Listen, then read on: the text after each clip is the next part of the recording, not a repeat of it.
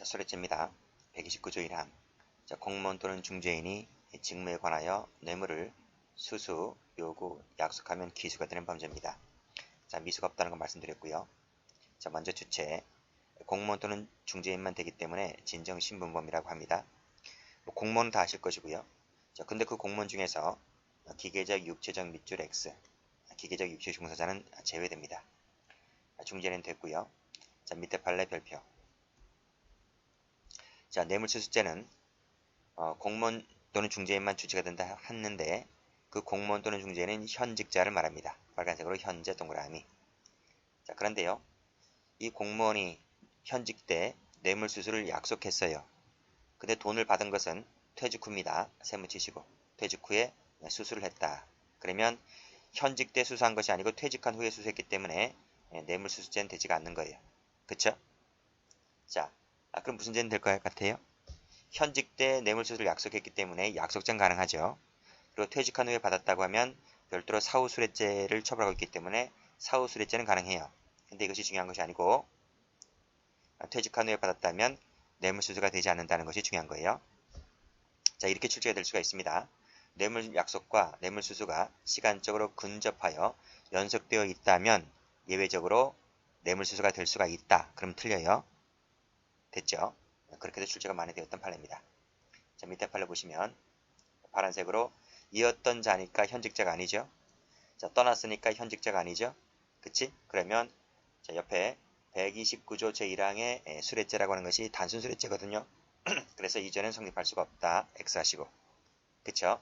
자, 밑에 판례도 위촉이 종료가 되었다. 그러면 그 지위는 소멸되잖아요. 그 이후에 이후 세무 치시고 받았다라고 했을 때 마지막 줄에 단순 수뢰죄는 성립하지 않는다. 이런 말이. 자, 됐죠? 다음 페이지 갑니다. 자, 중요한 판례 나옵니다. 별표 쳐보시고요. 자, 올라갑니다.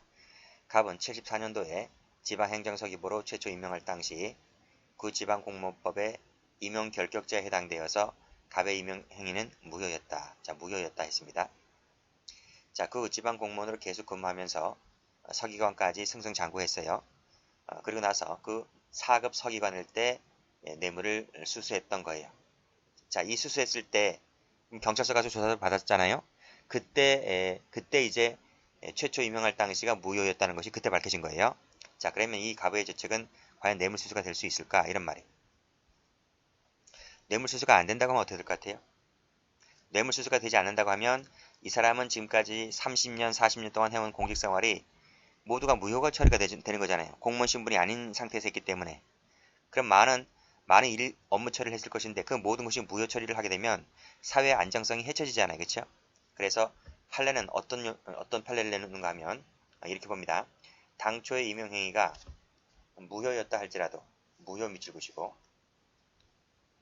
자, 법령에 기한 임명권자에 의해서 임명되어서 공무에 종사해 왔다면 빨간색으로 공무종사 동그라미 해왔다면 그 당초 임명행위가 무효라 할지라도 밑에 줄 외관을 갖추어서 공무를 수행한 이상 공무 수행의 공정과 그에 대한 사회 일반 이것을 신뢰해야 되고 보호를 해 주어야 한다는 거예요. 그래서 당초 임명행위는 무효였다 할지라도 이것은 마지막에 여전히 공무원으로 보아야 한다는 거예요. 그래서 그 직무에 관하여 뇌물수수했을 때는 역시 수뢰죄를 처벌할 수가 있다 이렇게 보았습니다. 그래서 사회 안정성을 더 강조를 했다 이렇게 보시면 될 것 같아요. 예, 비슷한 판례가 뒤로 나옵니다. 자, 뒤 한번 보시게 되면 8번, 9번 나와 있죠? 8번, 9번도 묶어보세요. 묶어보시면 자, 조합 임원의 지위를 상실하거나 자, 상실했습니다. 그 다음에 직무수행권을 상실한 후에도 조합 임원으로 등기가 되어 있는 상태에서 계속하여 실질적으로 조합 임원으로서 직무를 수행해 왔다면 빨간색으로 여기서 직무수행 동그라미 빨간색입니다. 동그라미 치시면 이것도 뇌물죄의 적용에 있어서 공문으로 보아야 한다는 거예요. 자, 밑에도 마찬가지죠. 전입조합장의 직무대행자가 선임된 상태에서 적법하게 소집된 총회 결의에 따라서 후입조합장으로 선임된 자가 실질적으로 조합의 직무를 수행해 왔다면 여기서 조합장 직무 수행 동그라미 치시면 이것도 역시 마찬가지로 뇌물죄에 있어서 공무원으로 의제되는 조합의 임원으로 보아야 한다는 거예요. 됐죠? 갑자기 8번, 9번이 왜 공무원이 아닌데 왜 이런 뇌물죄 조항이 나오죠? 앞에 한번 가보세요. 732페이지 가보시면 그 특가법 제4조 나와 있잖아요. 뇌물죄 적용 확대의 적용 대상의 확대라고 해서 비록 공무원은 아니지만 하는 일이 공무와 유사하기 때문에 일처리를 하다가 대가 행위로서 돈을 받게 되면 형법상의 뇌물죄를 의제하여 적용하겠다는 조항이 나오죠. 그쵸? 그 4조의 근거에서 이 8번, 9번이라든지 10번, 11번 이런 것들이 뇌물죄로 처벌을 할 수가 있는 것입니다. 자, 됐죠? 쭉 앞으로 다시 한번 가서 1번 팔로 보죠. 빨간색으로 기한부로 채용된 공무원도 기한부 동그라미 뇌물죄의 주체가 된다. 자, 부사장, 본부장 동그라미 그쵸? 뇌물죄에 있어서 공무원으로 의제되는 사람으로 보았습니다. 그래서 수뢰죄로 처벌했던 거예요. 자, 밑에 공사죠, 공사. 공기업이죠, 공기업. 공급의 4급 직원도 뇌물죄의 주체가 될 수 있다는 겁니다. 그 다음 3번에서 4번에서 공사나 공단의 직원들도 뇌물죄로 의제하는 주체가 되는 것입니다. 밑에 5번에 지방의회 의원 동그라미 치시고 조합장 동그라미 치시고 밑에 조합장 동그라미 치시고 전부 다 뇌물죄에 있어서 공무원으로 의제되는 사람들입니다.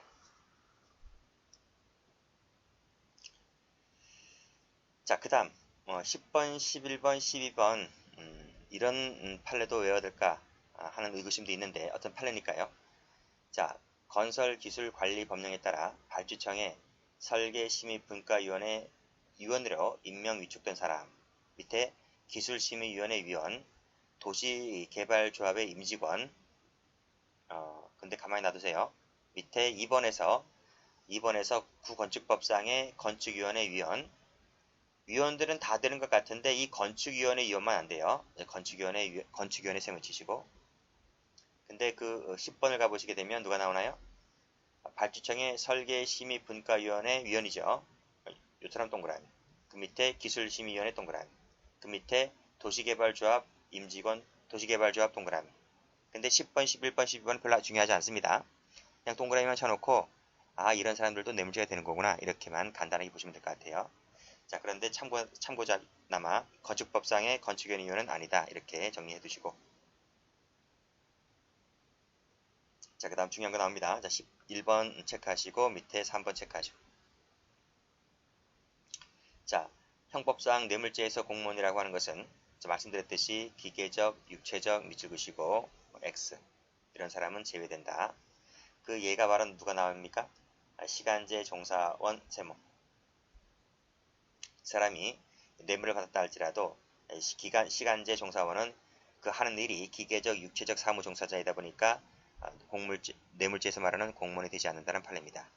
자, 그 밑에 집행관 사무소 사무원 나와있지? 사무원도 세무치시고 이 사람도 마찬가지로 기계적, 육체적 종사자이기 때문에 뇌물죄의 주체가 된다고 볼 수 없다는 판례입니다. 됐죠? 자, 그 다음 페이지 한번 가보면 자, 행위는 뇌물을 수수, 요구, 약속하는 것이다 그랬습니다. 자, 일단 수수라고 하는 것은 영득 의사를 취득하는 걸 말하잖아요. 그 다음 동기 묻지 않습니다. 용도 묻지 않고요. 받으면 직무 관련해서 받으면 그냥 기수가 된다 이렇게 보시면 될 것 같아요. 자, 동기 묻지 않는다 X, 용도 묻지 않는다 X 이렇게 하시면 되고요. 자, 요거는 뭔지 알 것이고요. 약속은 그 이익이 약속 당시에 현존해야 하느냐 아닙니다. 현존할 필요는 없는 거예요. 현존해야만 한다 하면 틀리는 거예요. 그냥 기대치만 가능하면 된다라고 보고 있습니다. 또 가액이 확정되어 있어야 하느냐 아닙니다. 확정될 필요도 없어요. 됐고 자, 그것이 어디에 나와 있는가 하면 자, 다음 페이지 한번 가볼게요. 다음 페이지 요 판례가 두 개인데 이거 한번 묶어보세요.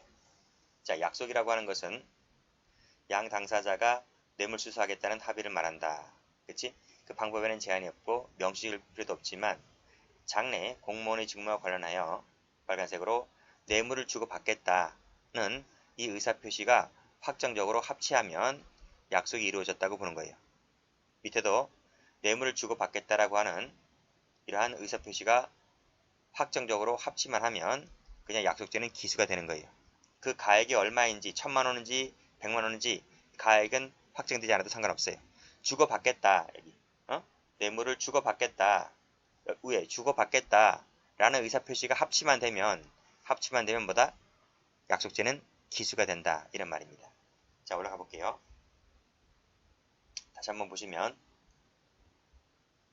자, 약속이라고 하는 것은 가액이 확정될 필요도 없고 그 가액이 현존할 필요도 없고 다만 기대치만 가능하면 된다. 대신 주고받겠다는 의사표시는 확정적으로 합치가 이루어져야 한다. 이것만 알고 계시면 돼요. 뒤에 관련 판례 하나 나올 겁니다. 자, 밑에 판례 나오네요. 자, 밑에 판례 1번에다가 별표 한번 쳐볼게요.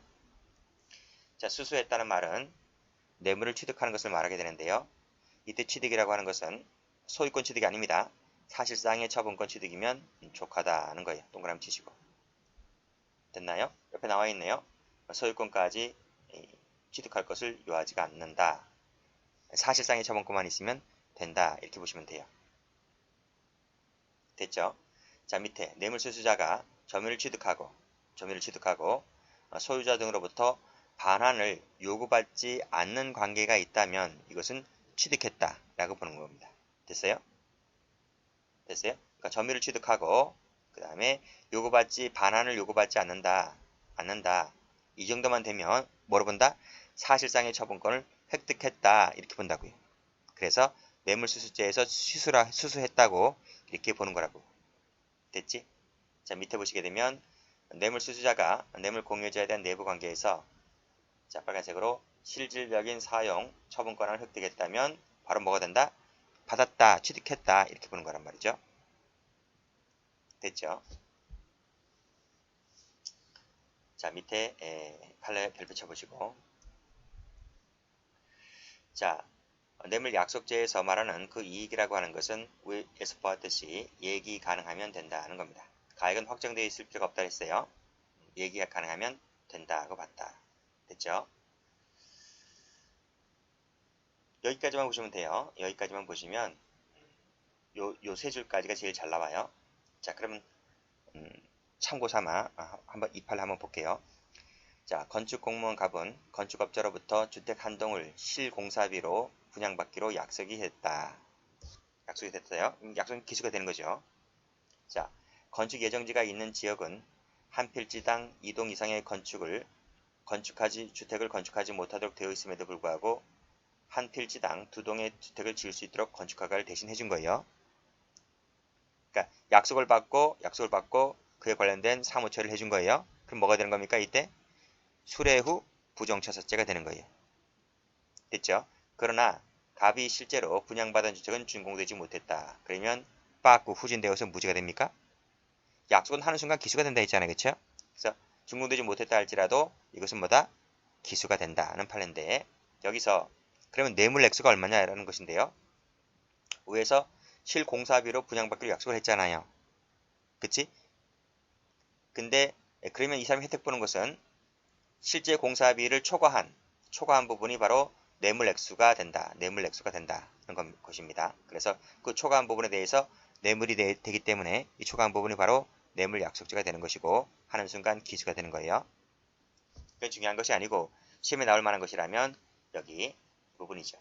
얘기할 수 있으면 된다. 확정되어 있지 않아도 된다. 이것만 알고 있으면 되는 거예요. 그치, 가액이 확정되지 않았겠지. 나중에 실제로 분양받아서 그 주택이 실거래가가 얼마가 되는지, 그래서 그 얼마 되는 실거래가와 내가 실공사비 차액이 내가 실제로 얻는 거잖아요. 그 가액은 아직까지 확정되지 않은 거예요. 다만 지금 주변에 있는 이 건물값이, 토지값이, 주택값이 얼마큼 되는 거니까 나는 얼마만큼 대충 남겠다는 생각, 그러한 예기 가능성만 있으면 이익은 누렸다 이렇게 보는 거죠. 다음. 자, 뇌물수수죄라고 하는 것은 금품이나 재산상의 이익이 반드시 공유자와 수뢰자 사이에 직접 수수될 필요는 없다. 그렇죠? 보통은 수뢰자와 공유자 사이에 직접 수수가 되는 것이 일반적이죠. 일반적인데 반드시 그렇지는 않다는 거예요. 자, 이런 경우도 있다는 거예요. 자, 제3자가 먼저 공유자를 대신해서 자기 돈으로 수뢰자에게 돈을 주는 거예요. 돈을 주고 그 다음에 내가 내 돈으로 줬잖아요. 근데 그 돈 액수를 공유자로부터 그 금액을 상환받는 방식으로도 얼마든지 가능하다. 이렇게 보시면 됩니다. 이것도 출제가 된 적이 있어요. 별표가 아직 안 되어 있지만 출제가 된 적이 있습니다. 자, 그래서 밑에 보시면 공여자와 수뢰자 사이에 직접 금품이 수수되지 않았다 하더라도 뇌물수수죄는 기수가 된다는 것이 판례입니다. 자, 이런 형식으로 얼마든지 가능하기 때문에. 자, 됐죠. 자, 밑에 판례 갑니다. 자, 영득의사라 뇌물을 수령을 했다. 수령 동그라미 하면 뭐가 됩니까? 이퀄 기수가 되죠. 기수가 됩니다. 훗날 반환했다 할지라도 여전히 기수가 되는 겁니다. 자, 그 다음 자, 뇌물을 먼저 요구했네요. 요구했다. 그리고 받았어요. 받았어요. 그럼 뭐가 되는 거죠? 기수가 되는 거죠. 요구해서 받았기 때문에. 그러면 요구는 수수의 흡수가 되는 거예요. 흡수가 되어서 수수죄 일죄가 됩니다. 받은 돈 전부에 대해서 영득의사가 인정되기 때문에 이 전부에 대해서 뭐가 된다? 수수죄 기수가 된다는 거예요. 자, 일단 밑에 영득의사로 뇌물을 수령했잖아요. 하였으면 기수가 된다고요. 기수. 자, 근데 예상한 것보다 너무나 큰 액수에서 훗날 일을 반환했어요. 그럼 빠꾸 무죄가 됩니까? 아니라니까요. 여전히 기수가 된다. 이런 말이죠. 자, 밑에도 보면 자, 추가 세무조사 대상자로 지정되지 아니하면 섭섭하지 않도록 해주겠으니 얼마만 되겠느냐고 하니까 이 공무원이 손가락 한 개를 들어보이면서 뇌물을 요구했습니다. 자, 그래서 이 사람이 1억이 든 가방을 제공하자 이 사람이 수령한 거예요. 수령 동그라미 치시고 하는 순간 뭐가 됩니까? 수수죄 기수가 되는 거죠. 자, 그랬다면 역시 2번 판례와 마찬가지로 받은 돈 전부에 대해서 뭐가 된다? 수수죄 기수가 된다고요. 근데 이 손가락 한 개를 들어 보이는데 자신이 이 한 개가 1000만 원이라고 생각했던 거예요. 근데 업자는 이것을 1억이라고 생각했던 것이고요. 그래서 마지막 줄 보시면 설령 피고인이 내심으로는 1000만 원 정도라고 생각하였고 이를 수령했다 하더라도 1000만 원에 대해서 수수죄가 되는 것이 아니라 1억 받았다 했잖아요. 1억 전부에 대해서 받은 돈 전부 1억에 대해서 기수가 된다는 말이 아시겠죠? 그런 얘기입니다. 그래서 이렇게 낼 수 있어요. 내심으로는 1000만 원의 정도로 생각해서 수령했다고 하면 1000만 원에 대해서만 수수죄가 된다고 하면 틀려요. 받은 돈 전체에 대해서 수수죄 기수가 되는 거예요. 됐고, 자, 다음 판례. 자, 소외 갑으로부터 인력 송출의 부탁과 함께 사례죄로 교부받은 자기합수표를 약 2주일 후에 반환하였다는 거예요. 근데 위 수표를 일단 피고인의 은행 계좌에 예치시켰다가 예치하는 순간 뭐가 됩니까? 여기서 기수가 되는 거죠. 그렇죠? 2주에 반환했다 하더라도 영향을 받아요? 영향을 받지 않아요. 그냥 기수가 되는 거예요. 그러니까 후할 염려해서 돌려주었다 하더라도 뇌물수수죄 기수가 된다. 받는 순간 끝나는 겁니다. 받지 마세요. 이제 돌려주게 되면 양형에선 참작이 될 수가 있어요. 양형에서 약간의 형이 감형될 수는 있지만 죄명은 뭐예요? 뇌물수수죄 기수가 되는 거예요. 자, 밑에 5번 판례도 즉시 돌려주지 않고 열흘 동안 갖고 있었다는 것 자체가 기수가 되는 거예요. 돌려주었다 하더라도 기수라고요. 다음 판례입니다. 자, 공무원인 피고인 갑 그리고 피고인 을이 있습니다. 피고인 을은 업자죠. 업자가 공무원에게 찾아가서 그래요. 선물할 사람이 있으면 세우서를 보내주겠다고 하니까 공무원 갑이 이를 승낙합니다. 그래서 명단을 을에게 보내주고 그 을이 이제 위 사람들에게 새우젓을 보내주는데 그 이름이 갑의 이름이었다. 그리고 마치 갑이 선물을 하는 것처럼 택배를 발송하게 했는데 그럼 대금을 지급하지 않았겠죠. 대금을 이제 을이 지급했겠죠. 그러면 공무원 갑은 그 대금에 해당되는 새우젓에 해당되는 대금을 취득했다라고 볼 수 있는 것이죠. 원래는 자기가 지급해야 되는데 업자가 대신 지불해줬기 때문에 따라서 을은 뇌물 공유죄가 되는 것이고 갑은 뇌물수수가 됩니다. 마지막 줄에도 공여자와 수뢰자 사이에 직접 금품이 수수되지 않았다. 그렇죠. 이 새우젓 사건처럼 하더라도 달리 볼 수는 없다. 즉 뇌물 공유, 뇌물수수가 된다는 판례입니다. 조심할 것은요. 제3자 뇌물 공유가 아닙니다. 단순 수뢰라고 보시면 돼요. 자, 그러나 밑에 파란색 들어보시면 훗날 기회를 보아서 반환한 의사로 받아두었다. 반환 의사가 존재한다고 하면 영득의사가 없기 때문에 이땐 죄가 되지 않는 것이고요. 뇌물인지도 몰랐다. 뇌물인지도 몰랐고 반환할 의사가 있었다라고 하는 것 자체가 고의가 탈락이기 때문에 죄가 되지 않습니다. 근데 이것 자체가 입증하는 것이 엄청 힘들어요. 그러니까 입증이 되었기 때문에 이 판결료지 이런 지문이 나온 거예요. 자, 그 다음 불구의 몸이었다.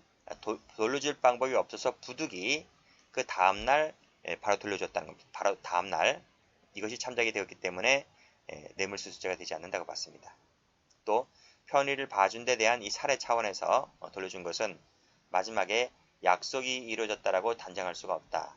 이것이 무슨 얘기냐면 적어보세요. 이것이 왜 약속이 이루어졌다 단정할 수 없는가 하면, 자, 약속이라고 하는 건 뭐라 그랬어요? 앞에 판에서 뭐라 그랬어요? 약속이라고 하는 것은 뇌물을 주고 받겠다는 의사표시, 이 합치가 있을 때 약속이 된다 했잖아요. 근데 세 번째 줄 보면 편의를 봐준 데 대한 고맙다는 차원에서 사례 차원에서 준 것은 이것은 뇌물을 주고받겠다는 의사표시 합치가 아니잖아요. 그래서 이것은 약속이라고 단정할 수는 없다라고 해서 무죄가 되었던 사건이죠. 자, 고의가 있어야 되고요. 고의 속에는 영득의사, 불법 영득의사가 있어야 됩니다. 그렇죠? 영득의사로 받는 것이다. 자, 이 영득의사가 없다면 뇌물수수가 되지 않는다. 판례인데 밑에 파란색에서 보시면 성금 전달할 의사로, 연극제의 전달할 의사로 받은 것은 영득의사로 받은 것이 아니기 때문에 무죄다. 이런 논리예요. 이 판례도 출제가 잘 됩니다. 됐고, 그 다음 자, 죄수관계인데요. 자, 뇌물을 요구, 약속, 수수하면 이 세 가지가 각각 됩니까? 아니면 어느 하나만 됩니까? 자, 이 세 개 중에서 가장 중요한 행위태양이 뭡니까? 수수죠, 수수. 그래서 이 세 가지가 다 성립하는 것이 아니라 가장 중요한 행위태양에 나머지 행위태양이 흡수되어야 되는 관계를 우리가 협의의 포괄일치라고 불러요. 그래서 포괄해서 하나의 수수죄만 될 뿐이다. 이렇게 보시면 될 것 같고, 자, 나머지는 됐고요. 타죄의 관계에서 사기죄 한번 보겠습니다. 자, 공무원이 직무에 관하여 타인을 기망하여 재물을 받았다라고 했을 때 그냥 받은 게 아니죠. 그냥 받으면 술해죄가 되잖아요. 근데 사기 쳐서 받았기 때문에 사기죄도 되는 거예요. 그쵸? 그러니까 죄는 두 개인데 행위도 두 개는 아니잖아요. 그치? 행위는 한 개였기 때문에 상상적 경합이다. 이런 말이. 자, 판례 봅니다. 뇌물을 수수했다. 수수죄 하나. 근데 기망해서 받았다. 사기죄 하나. 근데 이것이 행위가 한 개에서 이루어졌기 때문에 상상적 경합이라는 것이 판례입니다. 실체적 경합하면 틀려요. 자, 밑에 판례 보죠. 밑에 판례 별표. 자, 먼저 1번. 군인이 총기를 분실하고 그를 보충하기 위해서 총기를 취거해서 갖고 왔다는 겁니다. 그러면 불법 영득의사가 있나요? 없죠. 총기 소유자가 바뀌어지나요? 총기 소유자는 여전히 국가예요. 총기 소유자가 바뀌어지는 것이 아니기 때문에 이때는 불법 영득의사가 없어서 절도가 되지 않는다는 판례. 이것은 절도죄 할 때 말씀드린 바가 있습니다. 그리고 밑에 판례 보면 한 개 행위가 뇌물죄도 되고 사기죄도 되기 때문에 상상적 경합이라는 것을 위해서 말씀드렸는데 여기서는 사실관계를 보셔야 돼요. 부대 내에서 총기 한 개가 분실된 것으로 오인한 을이, 자, 그 총기는 같은 일중대에 있다는 것을 알고 있던 군부대 병기과 하사 갑에게 이 총기 문제를 해결해달라는 부탁을 하면서 금품을 교부하자 이 하사인 갑이 위 행정착오였다는 사실을 감추고 금품을 받았다. 이 감춘 것이 뭐죠?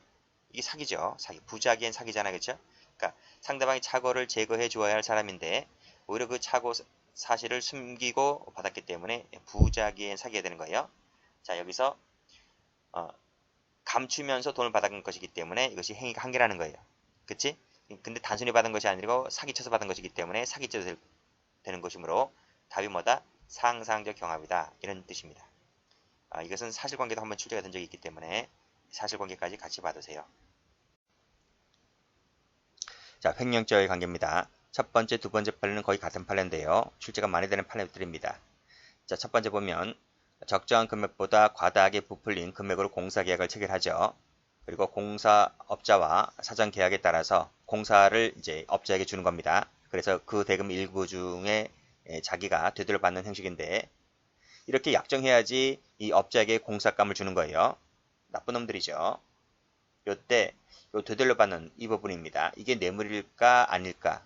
뇌물이 아닙니다. 뇌물이 아니고 횡령이라는 거예요. 횡령. 왜냐하면 뇌물이라고 하는 것은 내가 가만히 있는데 저쪽에서 돈을 갖고 오는 겁니다. 그런데 이 판례는 내가 가만히 있는데 갖고 온 것이 아니라 이 돈은 내 호주머니에서 나갔다가 들어온 돈이잖아요. 그렇기 때문에 횡령으로 보는 겁니다. 밑에도 마찬가지죠.